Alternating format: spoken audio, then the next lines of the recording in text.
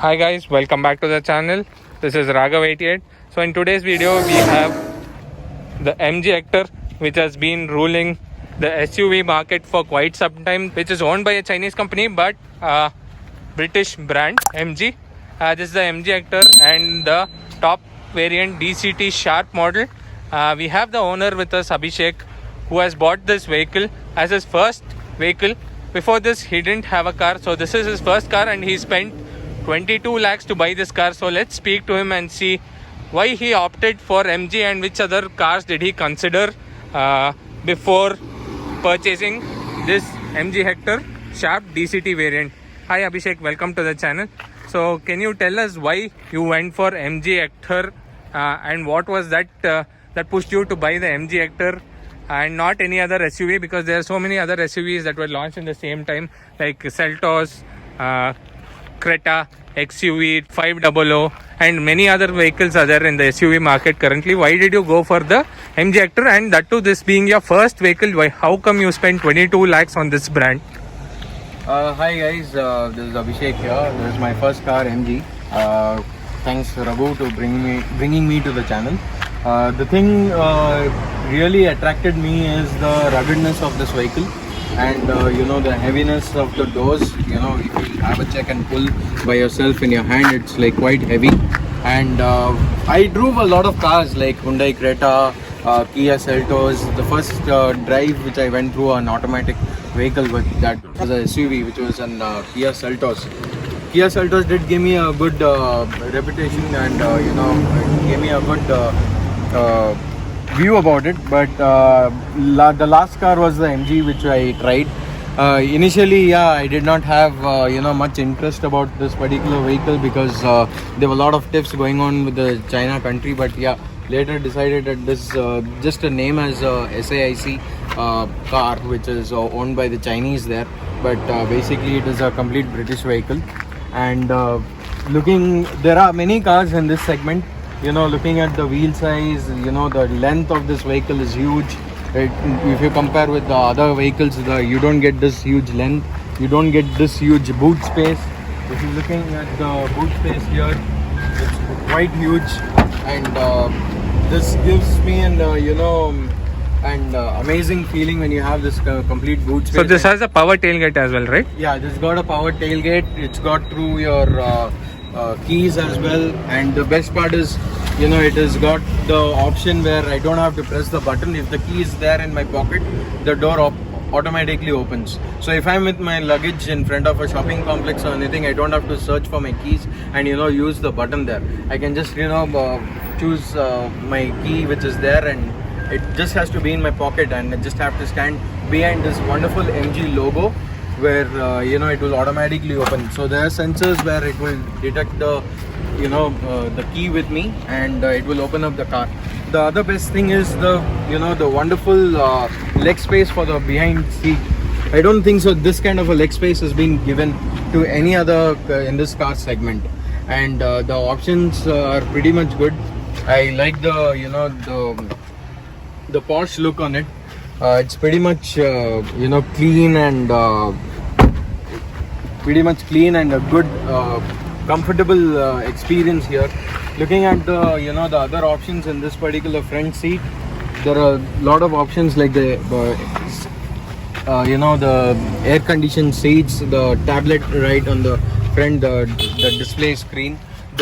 Usually people say it's only just because of the display, but there's a lot of things in the display. You got to really research on it, and there are really a lot of experiences and good experiences you can have with this one wonderful MG. And the other part is the heaviness, the ruggedness. If you have a check in the bonnet, and if you try to lift this bonnet, it's not an easy task. Whereas in other cars and all, it feels a little bit lighter than this. And the other part is the ruggedness which brings while driving. It really gives an heavy vehicle being drove along the city. I didn't worry about the the mileage. So this is a petrol or a diesel version? This is a petrol version. This is the Sharp DCT, the dual clutch transmission petrol version, the top end one. And this pretty much gave me the wonderful experience. It's very smooth on the roads. People did not make lot of videos in going through off-roading or any on rough roads, but this car did really give me a good experience in the rough roads as well. I think the video has to be made. You could probably do it on your channel as well. If you want to, you can go for a rough ride on this particular vehicle on a rough road, and you would definitely, experience the smoothness on it. So Abhishek, didn't you think twice before buying a Chinese brand vehicle, and it is being your first car and paying 22 lakhs for it? I didn't really think about about Chinese or anything in the initial phase. Yeah, I did think about it, what Chinese and all this stuff. But this car has been made in India. It's completely a made in India product, and it's made in Ahmedabad. So the complete manufacturing unit is there. It's only that the SAIC, the design which has come from the Baichung 500, which is sold in China there, that is the base design of this particular vehicle. But apart from that, if you have a check, most of the parts in any vehicle in India are from China. So if you discriminate in between that, there's no point going for it. So why did you go for a petrol rather than a diesel with the petrol prices skyrocketing? Diesel also is skyrocketing, but it is in a way lesser than the petrol. So why did you choose a petrol version rather than a diesel version? I did not have any any kind of a discrimination between the petrol or diesel, or any kind of a thought that petrol will be costing me less and diesel will be costing me more. Petrol will be costing me more and diesel will be costing me less. So even if you're going for a diesel, this one, the diesel vehicle will cost you more, and the other part is there's no diesel automatic in MG.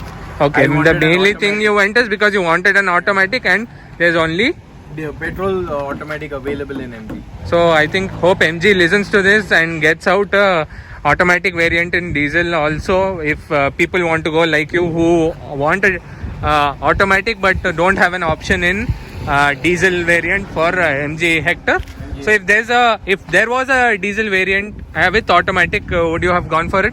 Yes, of course. If there was a automatic version of of MG, and that too whether it is torque transmission, I would have definitely gone for a diesel version, but there was no automatic at all for MG. Okay, thanks Abhishek. So let's sit in the car and see and ask Abhishek about some pros and cons of the vehicle that he has experienced from owning this vehicle.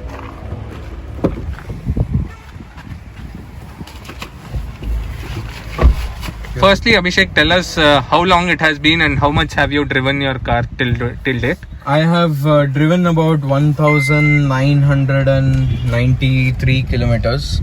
That's just 1,994.